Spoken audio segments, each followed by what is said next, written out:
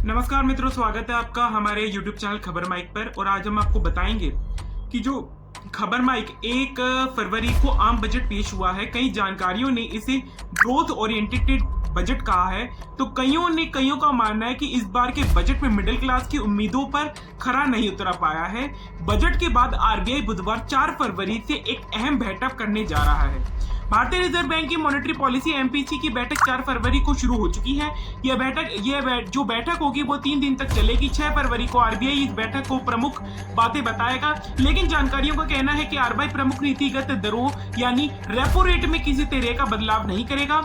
MPC को अंग्रेजी में मॉनेटरी पॉलिसी कमेटी और हिंदी जो मौद्रिक नीतियां होगी उसमें समिति कहते हैं। और आरबीआई की एमपीसी के हाथ में यह फैसला होता है कि देश में जो ब्याज दरें हैं वो कम होंगी या बढ़ेंगी, उन्हें स्थिर रखा जाएगा। या एमपीसी के फैसले में महंगाई को काबू करने और आर्थिक विकास लेती है। और एमपीसी में कुल 6 सदस्य होते हैं। 3 आरबीआई से आरबीआई गवर्नर सहित और 3 केंद्र सरकार नियुक्त करती है।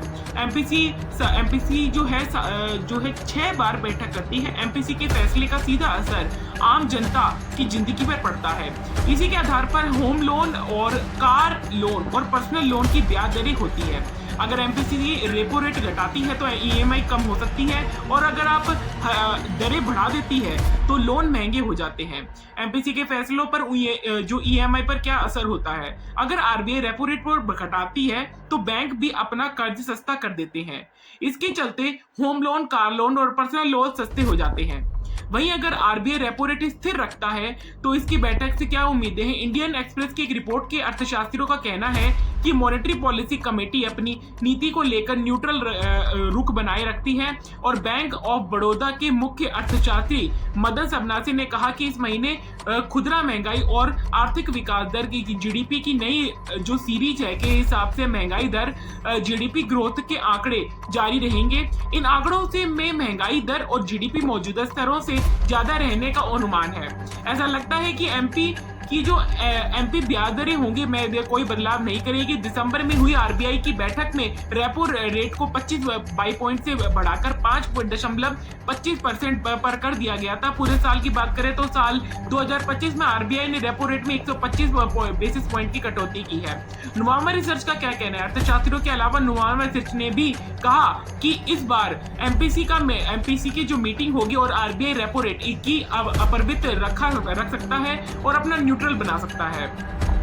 न्यूज एजेंसी एएनआई की एक रिपोर्ट में नुवामा रिसर्च के हवाले से यह बात पता चली कि नुवामा रिसर्च भारत की एक प्रमुख ब्रोकरेज फर्म और इन्वेस्टमेंट सर्विसेज कंपनी है।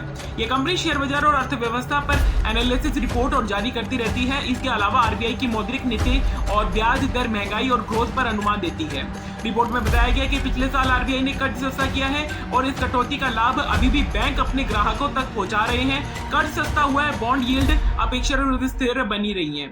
इस स्थिति को देखते हुए आरबीआई फिलहाल ब्याज दरों में और बदलाव करने के ब्याज लिक्विडिटी मैनेजमेंट और पर अधिक ध्यान दे सकता है।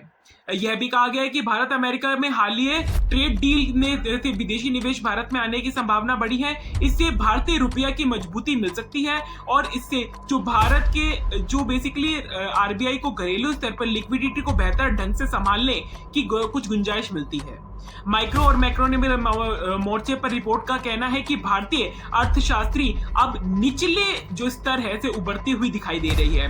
हालांकि ये रिकवरी अभी व्यापक नहीं हुई है, लेकिन अलग अलग सेक्टरों में विकास की स्थिति अनुमान से बताई जा रही है। वैश्विक स्तर पर हालात जो है अब जो पहले से है वो काफी हद तक जो है ठीक देखने को मिल रहा है। बाजारों में काफी उठापटक देखी जा रही है। इन सभी कारकों को देखते हुए नुवामा रिसर्च का मानना है कि आरबीआई निकट भविष्य में सतर्क और वॉच एंड वेट की नीति जो है अपनाए रखेगी। क्या आरबीआई जीडीपी और महंगाई की दशों में संशोधन करेगी? अर्थशास्त्रियों का मानना है कि आरबीआई की तरफ से विकास और महंगाई दर के जो अपने पूर्वानुमान में बदलाव करने की संभावना नहीं है। दिसंबर में जारी नीतिगत घोषणा में आरबीआई के वित्त वर्ष 2025-2026 के लिए अपनी जीडीपी के अनुमान को 50% पॉइंट से बढ़ाकर 6.8% से लेकर 7.3% कर दिया गया।